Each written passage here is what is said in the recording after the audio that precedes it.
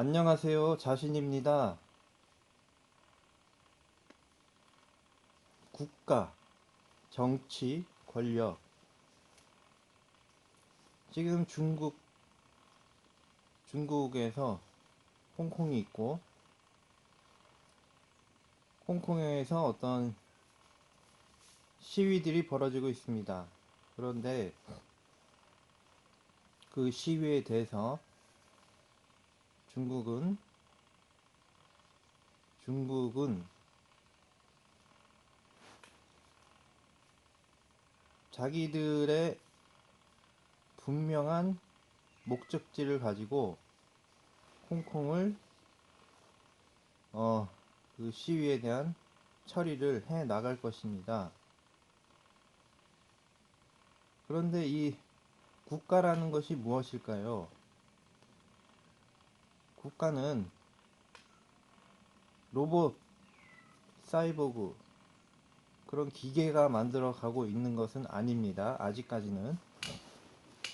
가까운 미래에는 뭐 공상과학 영화처럼 그렇게 될 수도 있습니다.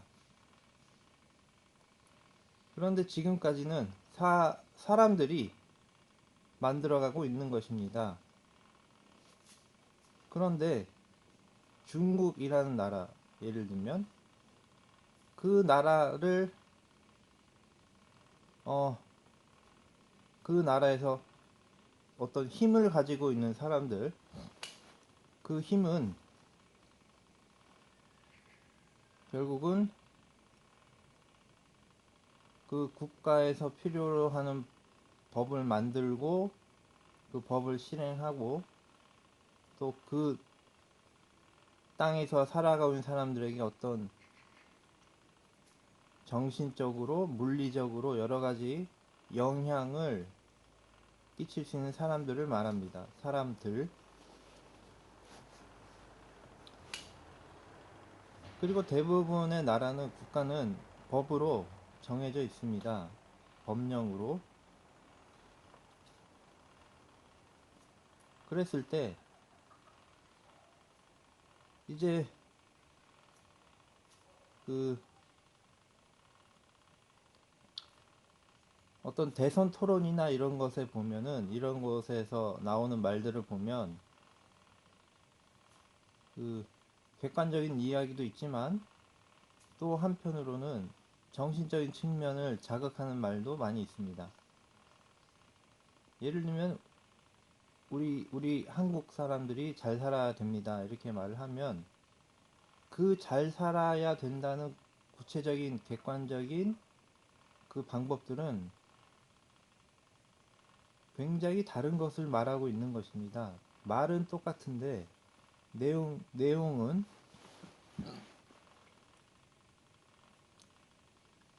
각각의 정권들이 다 다른 것들을 구체적으로는 말하고 있었던 것입니다.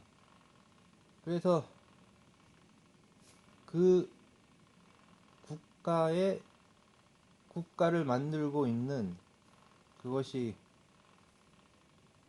뭐 선거를 통해서건 어쨌든 간에 그 국가를 만들고 있는 사람들, 그리고 그 사람들을 지지하고 그 공감하는 사람들에 의해서 그 사람들의 입장들이 이제 널리 유포가 되고 표현이 되고 법으로 만들어져서 이 국가라는 것이 만들어지는 것입니다. 그랬을 때 공산주의든 자본주의든 사회주의든 또 기타 어떤 뭐 왕정이든 상관없이 그곳에서 실제로 살아가는데 우리들이 불편하고 불만족스럽고 기쁘지 않고 불행하다면, 그리고 먹고 사는 것이 힘들다면 그 자체가 바로 문제가 되는 것입니다. 그랬을 때 이 국가는 지금 우리가 보고 있는 이 형태의 국가들, 지구상에 있는 이 모든 국가들의 이 형태는 이제 다음 단계로 가야 하는데, 그 다음 단계가 무엇인지 저는 지금 나름대로 설명을 하고 있는 것입니다. 저는 지금 마음으로는 모든 것에 만족하고 충족하고, 나의 영혼이, 나의 정신이 너무나 기쁘고 어떤 깨달음이나 경지에 와 있기 때문에 그렇게 하고 있지만, 지금 이 현실은 문제가 많은 것을 알고 있습니다. 때로는 그 문제는 나와 상관이 없는 것일 수도 있는데, 그러나 전 알고 있기 때문에 다음 단계의 국가가 무엇인지, 또는 국가라고도 말할 수 없는 그 어떤 사람들이 살아가는 이 형태들을 알고 있거나 미리 내다보고 있기 때문에, 그래서 저는 그것에 대한 준비를 하고 있는 것입니다. 그래서 황국이라는 것을 말을 하고 있고, 오늘 이 순간까지 말을 했던 것도 흔히 말하듯이 말을 바꿀 수 있습니다. 왜냐하면 이것은 모색의 과정이기 때문에, 같은 단어를 얘기했지만 사실 뉘앙스가 달랐기 때문에 그 말을 바꿀 수도 있는 것입니다. 그렇게 좀 이해를 하시고, 지금 한국공약 한 40번 정도까지 얘기를 하고 있는데, 말을 세밀하게 못한 것도 있고 또 계속해서 좀 또 나오는 것이 있습니다. 그래서 이런 것들을 틈 나는 대로 계속 말씀을 드릴 것입니다. 그래서 저는 지금 환상적인 국가, 상상 속의 국가에 대해서 재미있는 얘기를 하고 있는 것입니다. 그래서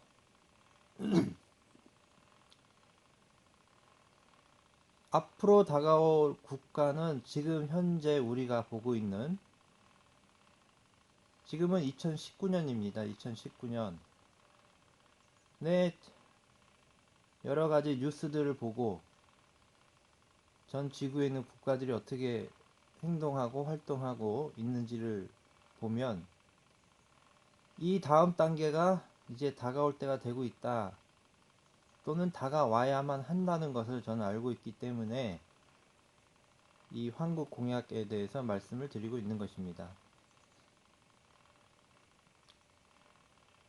그래서 앞전에 땅의 소유권을 폐지한다는 말씀을 드렸고,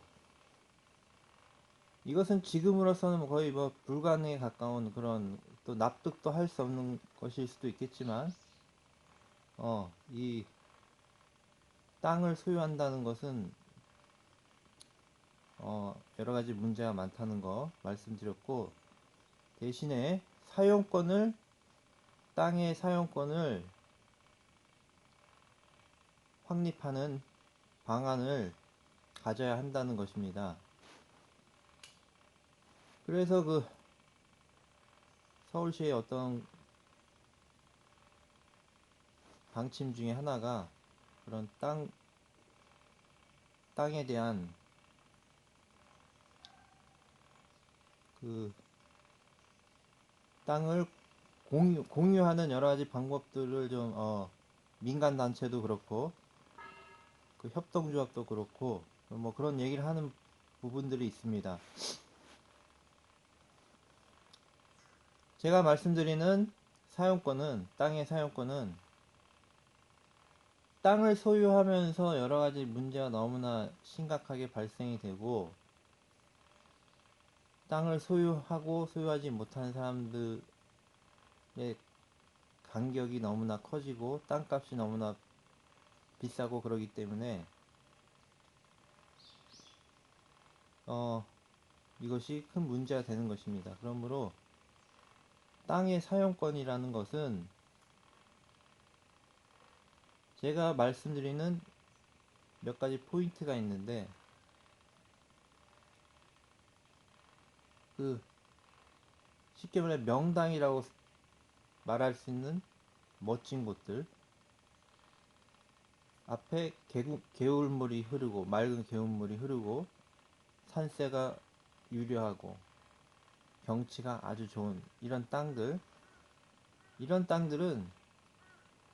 국민들의 어떤 휴가처나 국민들을 위한 가장 좋은 어떤 레저, 그러니까 국립에서 국가에서 저기 관리하는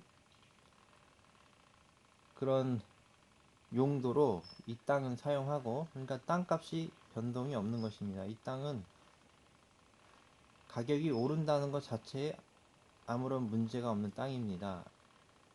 그런데 이제 일반적으로 이제 많은 사람들이 오고 가면서, 예를 들면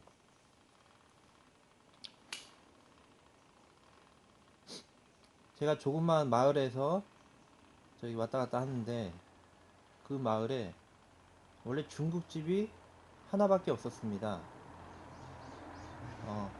어떻게 보면 전통적인 중국집. 근데 그 중국집은 그 한 40대 부부가 운영하는 곳입니다. 그런데 그 옆에, 그 중국집에서 얼마 좀 떨어진 곳에 프랜차이즈 개념의 중국집이 또 하나 생겼습니다. 그렇게 된다면 이제 지금 같은 자본주의 시대에서는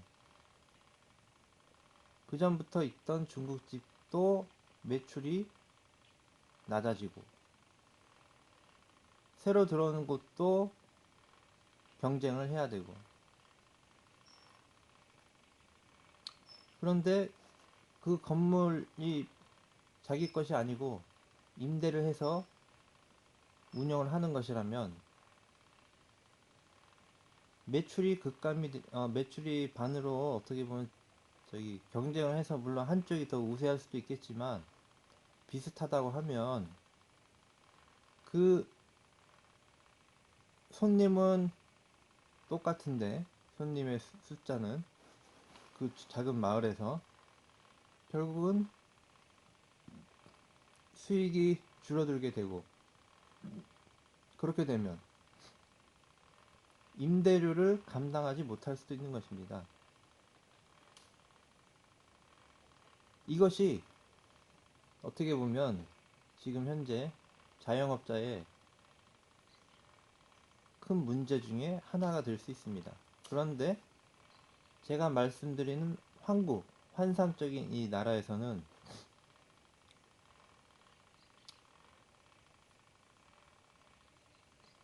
사람들에게 기본적으로 어떤 소득이 들어가고, 임대료 걱정이 없는 상가들을 국가에서 만들어서 보급을 할 것입니다. 그래서 그 땅도 임대료 차익을 올리려고 하고 임대료를 높이려고 하는 땅값을 높여서 그런 사람들이 활약하지 못하도록 애초에 만들고, 임대료라는 것은 거의 없거나, 임대료라는 것은 거의 임대료 대신에 어떤 몇 가지 방안이 있겠죠. 매출에 대한 어떤 방안도 있을 수 있고, 그래서 어쨌거나 임대료 걱정은 없는 그런 상가를 만들고, 그 상가는 지금 말씀드리는 중국집이 10개가 오든 7개가 오든 이것은 이제 상관이 없고, 그 중국집을 하는 사람들은 이제 먹고 사는 것을 생계에 목매달린 사람들이 아니기 때문에 이제부터는 그야말로 진정한 자영업. 나는 정말 중국 요리를 너무나 잘하고 싶고 너무나 이걸 사랑한다. 그래서 사람들에게 이 중국 요리의 진수를 나는 정말 어떻게 사람들에게 선사하고 싶다, 선물하고 싶다, 이런 마음으로 그 중국집을 오픈하는 것입니다. 마치 무슨 동화 속의 나라인 것처럼 그렇게. 이것이 어떻게 보면 진정한 자영업이라고 할 수 있습니다. 내가 정말로 하고 싶은 거를 작은 규모라도 오픈을 해서 자기가 문을 여는 시간도 나는 하루에 3시간만 일하고 싶다. 3시간만 일하고 나는 점심 때만 이 짜장면을 팔고 싶다. 저녁 때만 팔고 싶다. 왜냐하면 유지비 자체가 문제가 안 되기 때문에 소규모로 소규모로 주인이 직접 운영을 하기 때문에 알바비도 필요가 없고 그냥 정말로 작은 점포들이 이제 생겨나는 것입니다. 거의 공방과 예술에 가까운 작은 점포들. 그래서 이것은 사람들이 자기 자신의 삶의 삶의 어떤 그 삶의 의의를 표현하는 것입니다. 어떻게 보면 장사를 통해서 먹고 살고 주변의 그 경쟁자들과 싸워서 이겨야 되는 이제 그런 차원이 아니게 된 것입니다. 그러므로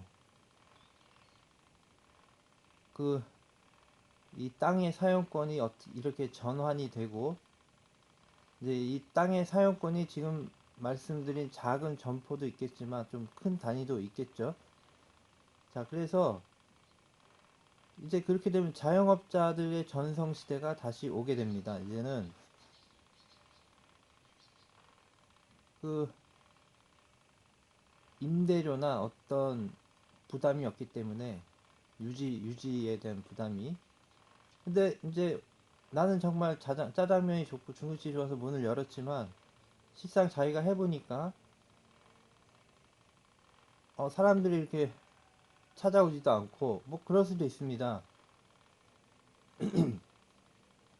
그러면 이 사람은 이것은 내가 좀 잘못 판단했구나 하고 뭐 문을 닫을 수도 있는 것입니다. 그래서 부담 없이 가게 문을 열고 부담 없이 닫을 수도 있는 그런 구조가 되는 것입니다. 그래서 사람들이 이제 자영업자가 너무나 힘들고 힘든 그런 구조가 아닌 기본 소득으로 최소의 생계는 유지하면서 또 어떤 국가가 마련해준 작은 점포에서 또 자기의 어떤 직업적인 것들을 표현하면서 그것이 중국집이 되었던 뭐가 되었든 간에.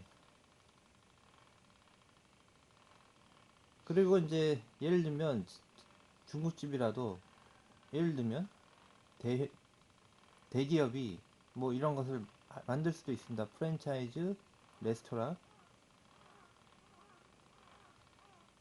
그런데 애초에 이것은 경쟁이 되지 않는 것이고 어차피 프랜차이즈에서 만든 것도 필요할 수 있고 또 자영업자가 하는 것이 필요하고 같은 중국 요리라도 그 내용 자체가 다르기 때문에 또 사람들은 또 이런 것들 레스토랑을 찾았다가 또 개인이 하는 점포도 찾았다가 이런 식으로 왔다 갔다 할 수가 있는 것입니다. 그리고 물론 이제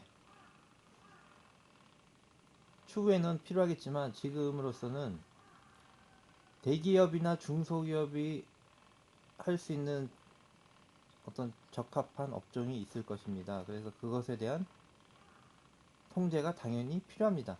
필요하고, 왜냐하면 자영업자가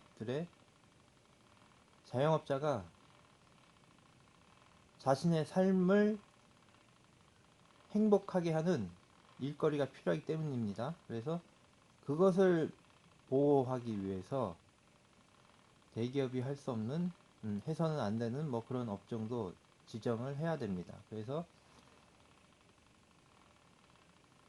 처음에 말씀드렸던 이 대기업이 할 수 있는 일들, 중소기업이 할 수 있는 일들, 그리고 대다수의 자영업자들이 할 수 있는 그런 살아가는 것이 즐거운 차원의 그 자영업의 융성을 위해서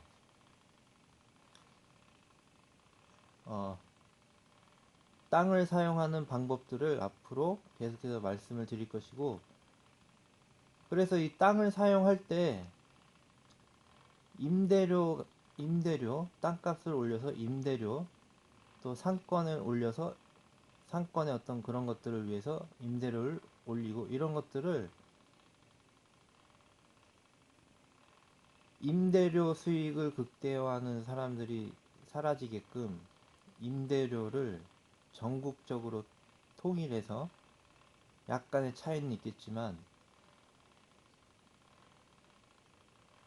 그 사용하는 것들은, 만약에 인기 있는 어떤 상권의 지역이다 그러면 그 지역 그 지역의 임대료도 상승하지 않고, 다만 거기 들어와서 일을 좀 하려면 그 상권에 줄을 좀 서야 되겠죠. 줄을 서서 예를 들면 거기서 한 3년 정도는 가게를 운영하게 하고, 로테이션, 그렇게 하는 방법들이 있습니다.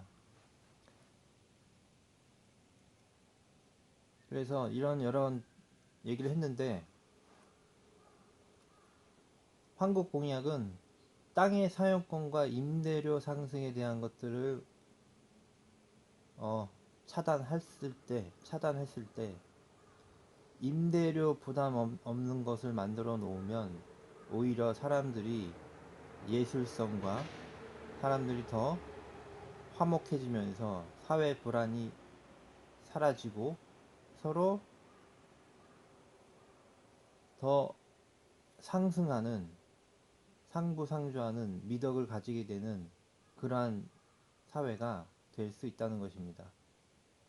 감사합니다.